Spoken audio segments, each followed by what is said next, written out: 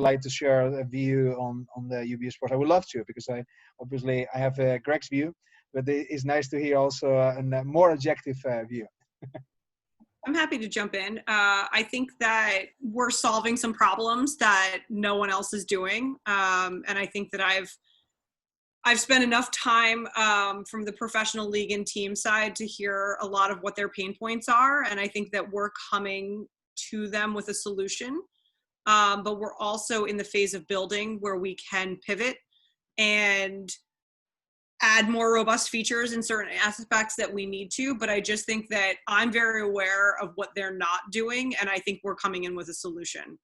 So I think on a lot of different levels, from all of the professional leagues that I've worked with here, I think that we're filling some gaps that they've struggled with for quite some time, and I know that they have no plans on filling. So the fact that we could come in and offer a solution, as long as we can make it financially lucrative and utilize those budgets that quite frankly are already allocated, they just don't have anywhere to put them.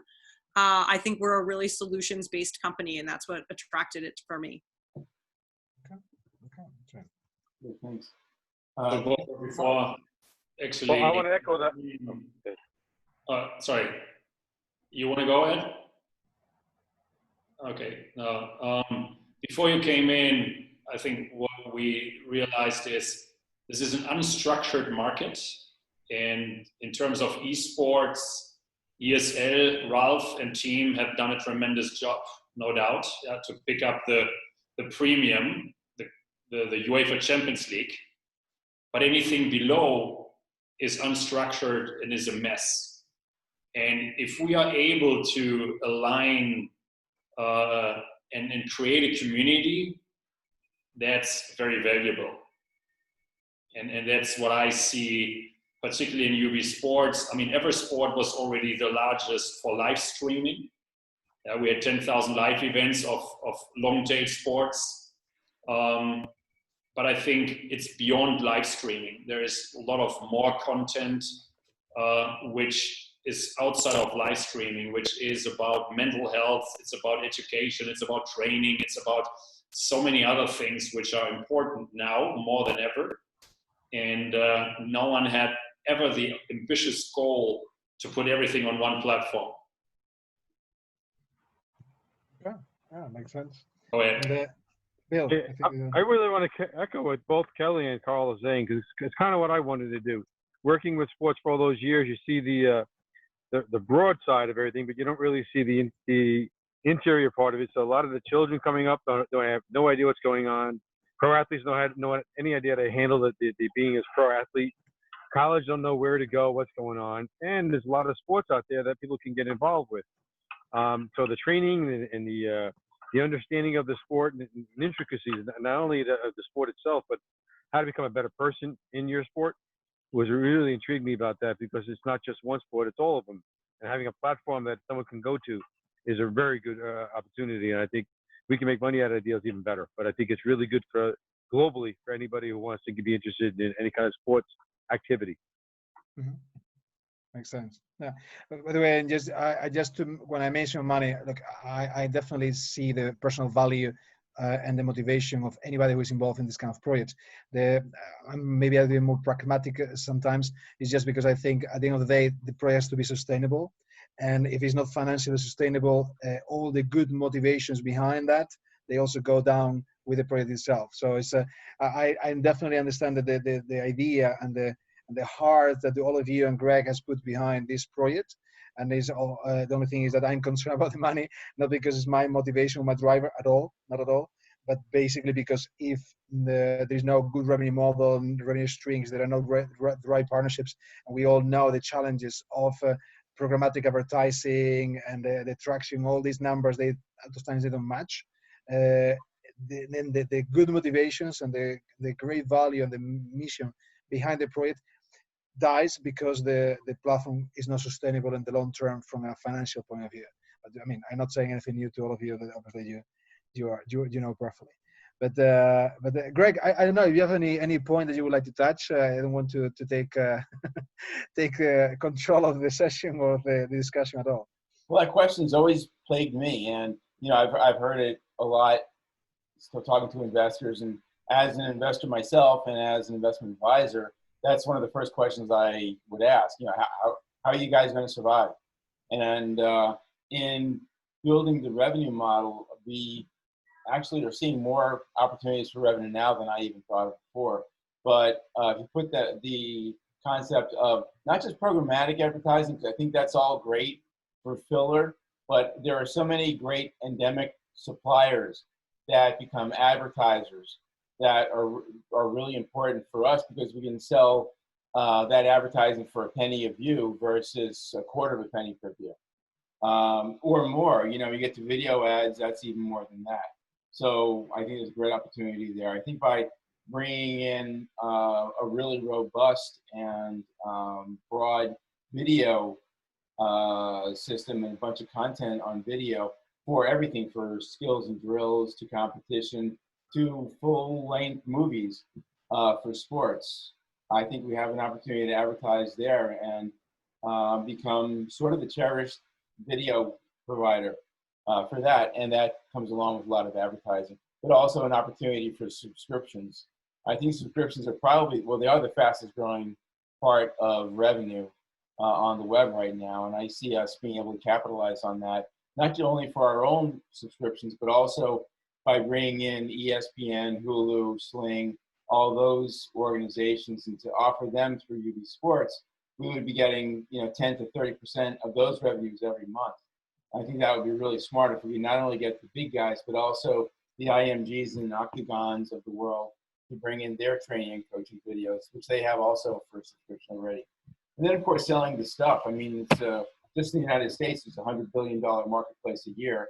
And by being a trusted provider of everything else, as well as the community, and as also by connecting the Olympic and pro athletes as mentors and advisors and ambassadors for each one of those sports, when they review a racket or a stick or a pair of shoes, the people who are following them and in that sport are going to see those reviews and be prompted to buy those and increase the number of stuff we can sell. And that's, again, a great market for us. So I think revenue side, by being so diverse and by being so broad, is a very reasonable thing to expect. I don't think we'll have a problem there. It'll be a challenge, of course, but it's really more like herding cats than trying to find someone to buy something. I mean, my guess, of course, like like any other project, there will be a natural selection in which you basically, at this moment, you are following different channels for revenue streams, and sooner or later you will see, okay, actually this is the one I have to follow.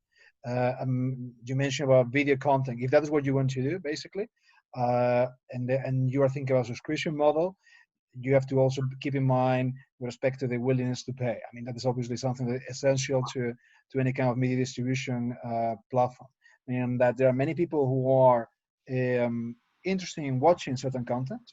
Different question is whether they are or not willing to pay for that content. Yeah. And that is look, when I look into not only in Europe and in Asia or even in the US, when you look at the data, I mean the graphics with respect to certain sports, certain geographies, probably in the US, even with respect to certain states, they will be quite different. I mean, like there will be people say, okay, actually I love this sport, I will like to watch it, but when you ask them about willingness to pay and you do a market research, you actually see that the willingness to pay is not zero. It's basically they will not pay for that content.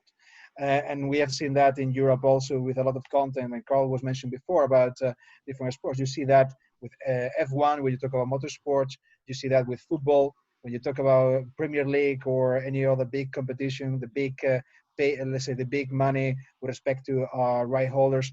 And certain countries, they say, no, look, from the viewer side, in this case, looking into your topic, your point of a subscription, from the audience side, from the end user side, you have to be cautious because they say, okay, look, we love your content, we watch it, we like to engage, but now the question is, are you willing to pay for that? So the subscription is something that you probably have to test with the time. And maybe there are other models, of course. You can say, like, we just do a freemium model, we arrange this content for free, we engage. Or, as Kelly mentioned, I mean, the federations, they have a lot of cash. And then you say, okay, look, the subscription is a revenue stream, but it's not something that we can rely. However, complemented, let's say that, plus modest programmatic plus the federations, as Kelly mentioned, that they have quite some cash waiting to be used. So maybe that B2B model gives you the strength and muscle financially to get the numbers. I mean, everybody's talking nowadays with the whole situation in the US with the TikTok, right? So what happened with TikTok and a few years ago, basically, they because Greg, you were talking about investors. So they went to Sequoia. Sequoia was not interested in then investing. They get finally a SGI, another US investor. And then they start in the US and they went through the whole merger with Music LY, etc. And they get the numbers. And then Sequoia, of course, came. What I mean is that either you have traction or you have a brilliant business model. That is what any investor is going to look at. So if you have a rubbish business model, but you have huge numbers, they will love it because they say, no problem, you have the numbers, you have the users, we will help you. We will help you to make money. If you have a great business model, but the numbers are not there, but they see that your business model is working and scalable, etc., they will also help you because they said, no problem, you will get the numbers, that you will get the traction. Maybe not one investor, but another investor will see the value. But one of those two things. So I think the numbers are there. The content is great.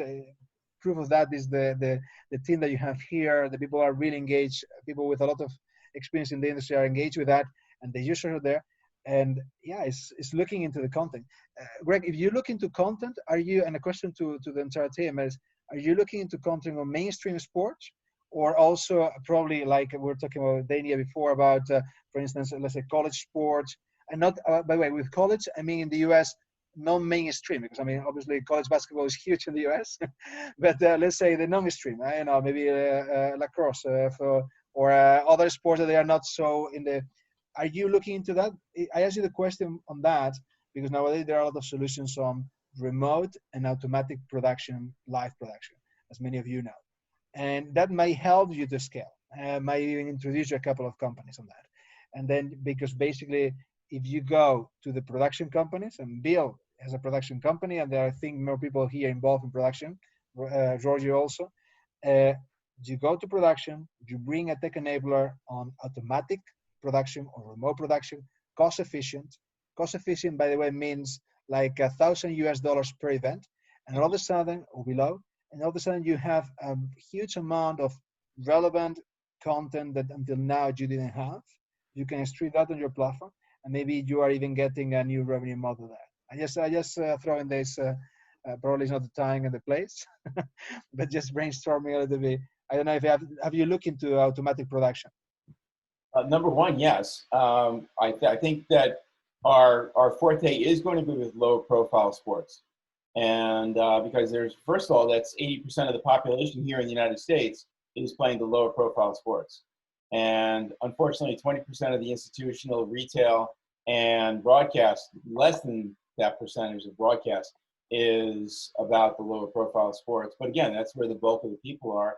And I think the bulk of the passion is here in the United States. And there are ways to capitalize on that. One of the things we're going to be doing in 6 months down the road, 8 months down the road, is to offer packages to high schools and colleges, complete with software, computer, and cameras, and the subscription to both live stream and have their videos on demand for their fan bases. And by offering that, we're making money on the front end, on the subscription end, and on the goods themselves, on the hardware. So I think that's a pretty smart way to go. But in general, yes, the answer is we're looking for that kind of content. And by working with the governing bodies, they have access to not only their own content, but also to the divisions down from that, the regional governing bodies, and then the local bodies and the clubs and the teams. They're all looking for exposure. They're all looking to get their videos up and to get that information and that content out to their fans. Perfect. Look, so I will introduce you separately. Of course, please share within the group if anybody is interested. A couple of companies, because at the end of the day, I was having a call today with one of my contacts. Many people are looking into this, into automatic remote production. Other reasons, because of course COVID-19, but also because there is a lot of content out there. They want to be personalized and curated. When you look into the value chain, you look into, of course, the, let's say, federations, the right holders. the production companies, you already have that, okay? So you have that here already. And then when you look into the other extreme, the OTTs, right? That you are becoming OTT. You're going from a platform into really an over the top. So the middle is what you're missing, is probably the tech enabler. And there are a few in the market. Probably some of you already know companies like one in Israel is called Pixelot, one called Vio from Sweden. There are a few companies out there. They are not hardware agnostic. I will introduce you to just you look at them, etc., which are hardware agnostic. Basically, they just can integrate in any kind of hardware system, etc. So you don't have any dependency. And with that, actually, you already get the content you're looking for. And it's funny because as I said, I was talking with one of the companies this morning. I know them for a couple of years already, and basically they say, look, we are the tech enabler. We are doing things with telecoms.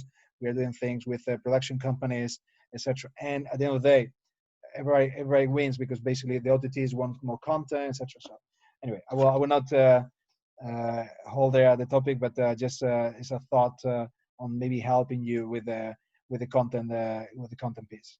That's a great idea. Thank you, Borja. Appreciate that. Would you mind to elaborate a little bit why you have chosen UB Sports out of 1,000 applications, and what do you particularly see the potential in traditional sports, but also in esports? Look, just to be also, you mentioned esports, Carl, before. Esports, it was not in my picture with Greg at the beginning. It was I didn't relate Greg and UB Sports with esports. I'm more on the traditional sports side.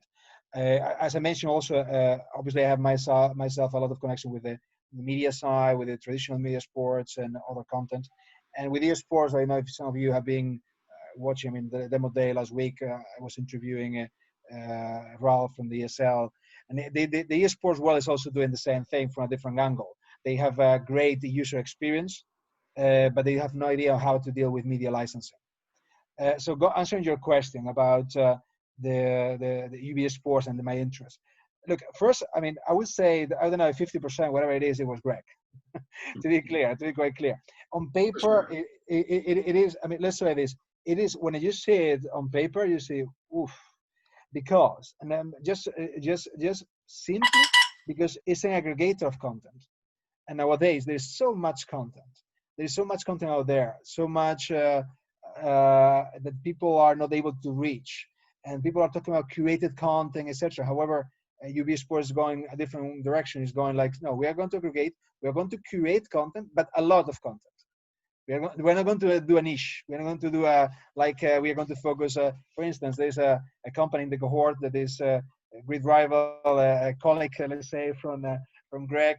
They basically focus on motorsports from a fantasy sports point of view, and niche, focus on motorsports. Also US based, and also with the idea of, in this case, trying to bring motorsports into the US. But Greg is a different angle completely. It's like, say, no, we are going big. We take everything and we curate it. Extremely ambitious, and therefore a huge challenge. But the fact that talking with Greg, and I interviewed him, and we were talking about, he was so confident it's possible. Let's say my selling point, or the selling point that I took from Greg from the project, is obviously that he's extremely ambitious. Apparently, and I think clearly, he has the resources and the access and the knowledge and the insights in the industry to make it possible. That is, I think, is at the end of the day, when you see a project like this, like, who is going to be able to make it possible? And I think Greg definitely has the possibility to do that. If I want to, let's say, raise a concern, or let's say not a concern, but I would say like a point that we all have to put attention. We were discussing it, revenue model, revenue stream, etc. Again, is that what I think we have to, because as a curated content platform with a lot of content, but curated mean like taking care of how the content is distributed, what kind of content is reaching the audience, etc. I think you're already doing a great job there. And Greg and I were talking also about elements like, I would say, minor details, like UI, the engagement of the platform, the user experience. But those are minor things that anybody who is an expert in the UI and the interface part can solve that like this. It's a technical issue. But if we basically work on the revenue stream, and hopefully I can help somehow Greg and all of you and the team, etc., to do that, and that is proving in the market as a scalable. I think is a big project to be, and just because it's quite ambitious, and therefore you want to give it a try to such an ambitious project. Got it. Thank you. Well, thanks. And just a note on esports, I think Greg, you have esports will come later. My feedback, let's say like that, that you are doing great job on the more traditional sports, and I think for now focus on that. Talking with the people from the esports world, they are still struggling themselves. So the Ralph from the ESL is basically as Carl mentioned before, the UEFA, the big Champions League of esports, and he has been for 25 years as a esports guru, and he is struggling with dealing with partners, distributors, affiliates, telecoms, broadcasters, all the whole thing. And he thinks, how can we guarantee value? How can we monetize bets, etc. I would say that is still let's say the ones that are being there forever. They are still struggling. I would say that for later. That's for, I think you have a great value already with what you have in house, and if you can make it scalable, that would be amazing. We're gonna make sure we do that, Boa. We're working on it. I know you. So thank you so much, guys. This is really great, Boa. I really appreciate you coming on and learning about the team. You did miss a couple of people. You missed John Daniels, who's our tech genius, and I'll have you talk to him sometime. And the head of the development team, who I think is going to be on next week, Arnell Millhouse. He's also brilliant. You'll love to talk to him. He's got great ideas for us. He says he's got stuff that he hasn't even told us about, and that should be interesting. Coming from his tech side, so it should be good. But again, I would love to join. If Greg is fine with you and with all of you, I would love to join, and I will join from the beginning.